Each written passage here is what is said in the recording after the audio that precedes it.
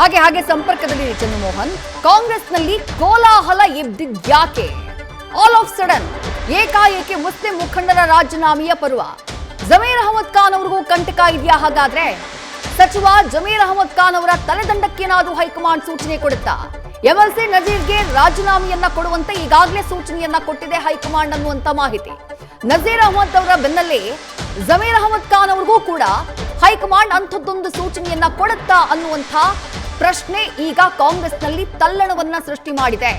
ದಿಢೀರ್ ರಾಜೀನಾಮೆ, ಅದು ಕೂಡ ಕಾಂಗ್ರೆಸ್ನಲ್ಲಿ ಅಲ್ಪಸಂಖ್ಯಾತ ವಿಭಾಗದಲ್ಲಿ ಪ್ರಮುಖ ನಾಯಕರು ಅಂತ ಗುರುತಿಸಿಕೊಂಡಿದ್ದಂತವರು ಈಗ ರಾಜೀನಾಮೆಯನ್ನ ನೀಡ್ತಾ ಇರೋದು ಬಹಳಷ್ಟು ಕುತೂಹಲಕ್ಕೆ ಕಾರಣ ಆಗ್ತಾ ಇದೆ. ಡೀಟೇಲ್ಸ್ ನ ಚಂದ್ರಮೋಹನ್ ನೀಡ್ತಾ ಇದ್ರು. ಚಂದ್ರಮೋಹನ್, ನಜೀರ್ ಅಹಮದ್ ಅವರಿಗೆ ರಾಜೀನಾಮೆಯನ್ನ ಕೊಡುವಂತೆ ಹೈಕಮಾಂಡ್ ಸೂಚನೆಯನ್ನ ಕೊಟ್ಟಿದೆ ಅನ್ನುವಂತ ಮಾಹಿತಿ. ಇದರ ಬೆನ್ನಲ್ಲೇ ಅಬ್ದುಲ್ ಜಬ್ಬಾರ್ ಎಂಎಲ್ಸಿ ಅವರು ಕೂಡ ಅಲ್ಪಸಂಖ್ಯಾತ ಘಟಕದ ಅಧ್ಯಕ್ಷ ಸ್ಥಾನಕ್ಕೆ ತಾವಾಗಿ ರಾಜೀನಾಮೆಯನ್ನ ನೀಡಿದ್ದಾರೆ. ಪ್ರಶ್ನೆ ಮೂಡ್ತಾ ಇರೋದು, ವೋಟ್ಗಳು, ಮುಸ್ಲಿಂ ವೋಟ್ಗಳು ಕನ್ಸಾಲಿಡೇಟ್ ಆಗಿಲ್ಲ ಅಥವಾ ಸಮರ್ಥ ಶಾಮನೂರು ಪರವಾಗಿ ಪ್ರಚಾರದಲ್ಲಿ ಹೆಚ್ಚಿನ ಯೋಗದಾನವನ್ನ ನೀಡಿಲ್ಲ ಅನ್ನುವಂತಹ ಕಾರಣಕ್ಕಾಗಿ ಜಮೀರ್ ಅಹಮದ್ ಖಾನ್ ಅವರನ್ನು ಕೂಡ ಹೈಕಮಾಂಡ್ ಆ ಲಿಸ್ಟ್ ನಲ್ಲಿ ಇಟ್ಟಿದ್ಯಾ ಅನ್ನುವಂತಹ ಪ್ರಶ್ನೆ, ಕುತೂಹಲ. ಚಂದ್ರಮೋಹನ್, ಈಗ ನಜೀರ್ ಅಹಮದ್ ಅವರು ಸಿಎಂ ಸಿದ್ದರಾಮಯ್ಯನವರ ರಾಜಕೀಯ ಕಾರ್ಯದರ್ಶಿ ಆಗಿದ್ದಾರೆ. ಹಾಗಾಗಿ ಇದು ಕೂಡ ಒಂದು ಕ್ಯಾಬಿನೆಟ್ ಹುದ್ದೆನೆ. ಈ ಒಂದು ಕ್ಯಾಬಿನೆಟ್ ಹುದ್ದೆಯಲ್ಲಿ ಇದ್ಕೊಂಡು ಅಲ್ಪಸಂಖ್ಯಾತ ಸಮುದಾಯದ ನಾಯಕರಾಗಿ ಇದ್ಕೊಂಡು ಕೂಡ ದಾವಣಗೆರೆ ದಕ್ಷಿಣ ಕ್ಷೇತ್ರಕ್ಕೆ ಹೋಗಿ ಅಲ್ಪಸಂಖ್ಯಾತ ಮುಸ್ಲಿಂ ಸಮುದಾಯದ ಮತಗಳನ್ನು ಕಾಂಗ್ರೆಸ್ ಪರ ಸೆಳೆಯುವಲ್ಲಿ ನಜೀರ್ ಅಹಮದ್ ಅವರು ಕೂಡ ಪ್ರಚಾರವನ್ನು ನಡೆಸಿಲ್ಲ, ಆ ರೀತಿ ಕೆಲಸಗಳನ್ನು ಮಾಡಿಲ್ಲ ಅನ್ನುವ ಆರೋಪ ಇದೆ. ಇದ್ರ ಬಗ್ಗೆ ಈಗ ಉಸ್ತುವಾರಿ ಕಾರ್ಯದರ್ಶಿಗಳು ಕೂಡ ಹೈಕಮಾಂಡ್ಗೆ ವರದಿಯನ್ನು ಕೊಟ್ಟಿದ್ದಾರೆ. ಅಭಿಷೇಕ್ ದತ್ತಾ ಕೂಡ ರಣದೀಪ್ ಸುರ್ಜೇವಾಲಾ ಅವರಿಗೆ ವರದಿ ಕೊಟ್ಟಿದ್ದಾರೆ. ಜೊತೆಗೆ ಕೆಪಿಸಿಸಿ ಅಧ್ಯಕ್ಷ ಡಿ.ಕೆ. ಶಿವಕುಮಾರ್ ಅವರು ಕೂಡ ವರದಿ ಕೊಟ್ಟಿದ್ದಾರೆ. ಈ ಎಲ್ಲ ವರದಿಗಳ ಆಧಾರದ ಮೇಲೆ ಯಾವ್ಯಾವ ಮುಸ್ಲಿಂ ನಾಯಕರುಗಳು ದಾವಣಗೆರೆ ದಕ್ಷಿಣ ವಿಧಾನಸಭಾ ಕ್ಷೇತ್ರದಲ್ಲಿ ಕಾಂಗ್ರೆಸ್ನ ಅಧಿಕೃತ ಅಭ್ಯರ್ಥಿಯಾಗಿರುವ ಸಮರ್ಥ ಶಾಮನೂರು ಪರ ಪ್ರಚಾರ ನಡೆಸಿಲ್ಲ, ಅವರ ವಿರುದ್ಧ ಈಗ ಕ್ರಮವನ್ನು ಕೈಗೊಳ್ಳಲಿಕ್ಕೂ ಕೂಡ ಕಾಂಗ್ರೆಸ್ ಹೈಕಮಾಂಡ್ ಮುಂದಾಗಿದೆ. ಅದರ ಮೊದಲ ಭಾಗವಾಗಿಯೇ ಈಗ ಅಬ್ದುಲ್ ಜಬ್ಬರ್ ಅವರು ಕೆಪಿಸಿಸಿ ಅಲ್ಪಸಂಖ್ಯಾತ ಘಟಕದ ಅಧ್ಯಕ್ಷ ಸ್ಥಾನಕ್ಕೆ ರಾಜೀನಾಮೆ ಕೊಟ್ಟಿದ್ದಾರೆ. ಈಗ ಸಿಎಂ ರಾಜಕೀಯ ಕಾರ್ಯದರ್ಶಿ ಹುದ್ದೆಗೂ ಕೂಡ ನಜೀರ್ ಅಹಮದ್ಗೂ ಕೂಡ ರಾಜೀನಾಮೆ ಕೊಡುವಂತೆ ಸೂಚನೆಯನ್ನು ನೀಡಲಾಗಿದೆ. ಹೀಗಾಗಿ ಈಗ ನಜೀರ್ ಅಹಮದ್ ಅವರು ಕೂಡ ತಮ್ಮ ಸಿಎಂ ರಾಜಕೀಯ ಕಾರ್ಯದರ್ಶಿ ಹುದ್ದೆಗೂ ಕೂಡ ರಾಜೀನಾಮೆ ಕೊಡ್ತಾರಾ ಹೇಗೆ, ಅಥವಾ ಸಿಎಂ ಅವರನ್ನ ಅಥವಾ ಹೈಕಮಾಂಡ್ ನಾಯಕರುಗಳನ್ನ ಮನವೊಲಿಸಿ ಹುದ್ದೆಯಲ್ಲಿ ಮುಂದುವರಿತಾರ ಅನ್ನುವ ಕುತೂಹಲದ ಪ್ರಶ್ನೆ ಕೂಡ ಎದುರಾಗಿದೆ. ಮತ್ತೊಂದು ಕಡೆಯಲ್ಲಿ ಜಮೀರ್ ಅಹಮದ್ ಅವರು ಕೂಡ ರಾಜ್ಯದ ಅತ್ಯಂತ ಪ್ರಭಾವಿ ಮುಸ್ಲಿಂ ಸಮುದಾಯದ ನಾಯಕರುಗಳು, ಜೊತೆಗೆ ಮುಸ್ಲಿಂ ಸಮುದಾಯದ ಮೇಲೆ ತಮ್ಮದೇ ಆದಂತಹ ಹಿಡಿತವನ್ನು ಹೊಂದಿರತಕ್ಕಂಥವರು. ಈಗ ರಾಜ್ಯ ಕಾಂಗ್ರೆಸ್ನಲ್ಲಿ ಅತ್ಯಂತ ಪ್ರಭಾವಿ ಮುಸ್ಲಿಂ ನಾಯಕ ಅಂತಂದ್ರೆ ಜಮೀರ್ ಅಹಮದ್ ಮುಸ್ಲಿಂ ಕೋಟಾದಿಂದಲೇ ಸಚಿವ ಸ್ಥಾನವನ್ನು ಪಡ್ಕೊಂಡಿದ್ದಾರೆ. ಹಾಗಾಗಿ ಅತಿ ಹೆಚ್ಚು ಮುಸ್ಲಿಂ ಸಮುದಾಯದ ಮತಗಳಿರುವ ದಾವಣಗೆರೆ ದಕ್ಷಿಣ ವಿಧಾನಸಭಾ ಕ್ಷೇತ್ರಕ್ಕೆ ಹೋಗಿ ಜಮೀರ್ ಅಹಮದ್ ಕೂಡ ಪಕ್ಷದ ಅಭ್ಯರ್ಥಿ ಪರ ಪ್ರಚಾರ ನಡೆಸಬೇಕಾಗಿತ್ತು.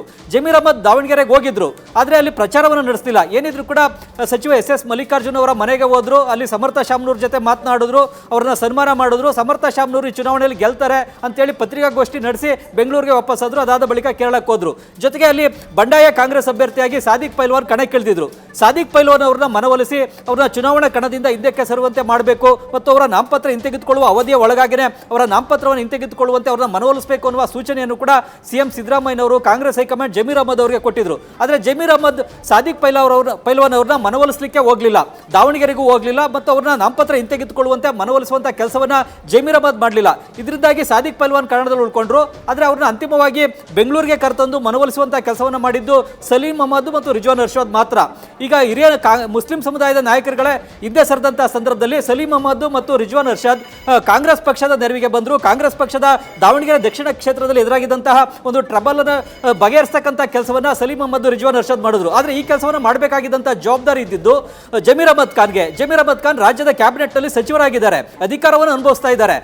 ಕಾಂಗ್ರೆಸ್ ಸಂಕಷ್ಟದಲ್ಲಿ ಇದ್ದಂತಹ ಸಂದರ್ಭದಲ್ಲಿ ಅದನ್ನ ಬಗೆಹರಿಸತಕ್ಕಂಥ ಕೆಲಸವನ್ನ ಮಾಡಬೇಕಾಗಿತ್ತು. ತಮ್ಮ ಮುಸ್ಲಿಂ ಸಮುದಾಯದ ನಾಯಕನನ್ನ ಮನವೊಲಿಸತಕ್ಕಂಥ ಕೆಲಸ ಮಾಡಬೇಕಾಗಿತ್ತು. ಹೈಕಮಾಂಡ್ ತೆಗೆದುಕೊಂಡಂತಹ ತೀರ್ಮಾನಕ್ಕೆ ಬೆಂಬಲವಾಗಿ ನಿಲ್ಲಬೇಕಾಗಿತ್ತು. ಹೈಕಮಾಂಡ್ ಟಿಕೆಟ್ ಅನ್ನು ಕೊಟ್ಟಿದ್ದು ಸಮರ್ಥ ಶಾಮನೂರ್ ಅವರಿಗೆ. ಹಾಗಾಗಿ ಅವರನ್ನ ಗೆಲುವಿಗೆ ಪೂರಕವಾಗುವಂತಹ ನಿಟ್ಟಿನಲ್ಲಿ ಸಾದಿಕ್ ಪೈಲ್ವಾನ್ ಅವರನ್ನ ಮನವೊಲಿಸಿ ಚುನಾವಣಾ ಕಣದಿಂದ ಹಿಂದೆ ಸರಿಯುವಂತೆ ನಾಮಪತ್ರವನ್ನ ಸಮಯದ ಒಳಗಾಗಿನೇ ಹಿಂತೆಗೆದುಕೊಳ್ಳುವಂತೆ ಮಾಡಬೇಕಾಗಿತ್ತು. ಈ ಕೆಲಸವನ್ನು ಕೂಡ ಜಮೀರ್ ಅಹಮದ್ ಮಾಡಲಿಲ್ಲ. ಖುದ್ದು ಸಿಎಂ ಸಿದ್ದರಾಮಯ್ಯನವರೇ ಜಮೀರ್ ಅಹಮದ್ಗೆ ಸಾದಿಕ್ ಪೈಲ್ವಾನ್ ಅವರನ್ನ ಮನವೊಲಿಸಿ ಅಂತ ಹೇಳಿದ್ರು. ಆದರೆ ಆ ಕೆಲಸವನ್ನು ಮಾಡದೇನೆ ಜಮೀರ್ ಸಿಎಂ ಮಾತುಗೂ ಕೂಡ ಡೋಂಟ್ ಕೇರ್ ಪಾಲಿಸಿಯನ್ನು ಪಾಲಿಸ್ತಾ ಕೇರಳಕ್ಕೆ ಹೋದ್ರು. ಇದು ಕೂಡ ಈಗ ಸಿಎಂ ಸಿದ್ದರಾಮಯ್ಯನವರಿಗೂ ಕೂಡ ಬೇಸರ ತರಿಸಿದೆ, ಕಾಂಗ್ರೆಸ್ ಹೈಕಮಾಂಡ್ ಕೂಡ ಬೇಸರ ತರಿಸಿದೆ. ಹಾಗಾಗಿ ಜಮೀರ್ ಅಹಮದ್ ವಿರುದ್ಧ ಕೂಡ ಕ್ರಮ ಕೈಗೊಳ್ಳಬೇಕು, ಅವರಿಂದಲೂ ಕೂಡ ಸಚಿವ ಸ್ಥಾನಕ್ಕೆ ರಾಜೀನಾಮೆ ಪಡಿಬೇಕು ಅನ್ನುವ ಒತ್ತಾಯ ಕೂಡ ಇದೆ. ಇದು ರಾಜ್ಯದ ಮುಸ್ಲಿಂ ಸಮುದಾಯದ ಒಂದು ವರ್ಗದ ನಾಯಕರಿಂದಲೇ ಇದೆ.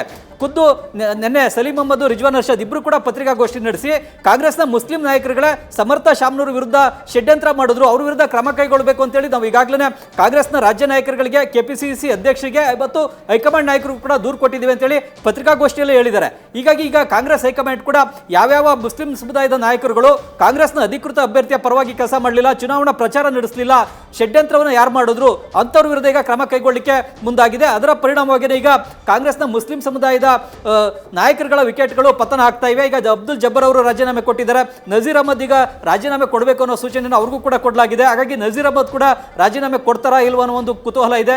ಜೊತೆಗೆ ಜಮೀರ್ ಅಹಮದ್ ಮೇಲೆ ಏನು ಕ್ರಮ ಕೈಗೊಳ್ಳಲಾಗುತ್ತೆ ಅನ್ನುವ ಕುತೂಹಲ ಕೂಡ ಇದೆ. ವಿದ್ಯಾಶ್ರೀ. ರೈಟ್ ಚಂದ್ರಮೋಹನ್, ಮತ್ತೆ ನಿಮ್ಮನ್ನ ಸಂಪರ್ಕ ಮಾಡ್ತೀನಿ. ನ್ಯೂಸ್ ಫಸ್ಟ್ ನಿರ್ಭೀತಿಯಿಂದ ನಿಮ್ಮ ಪರವಾಗಿ.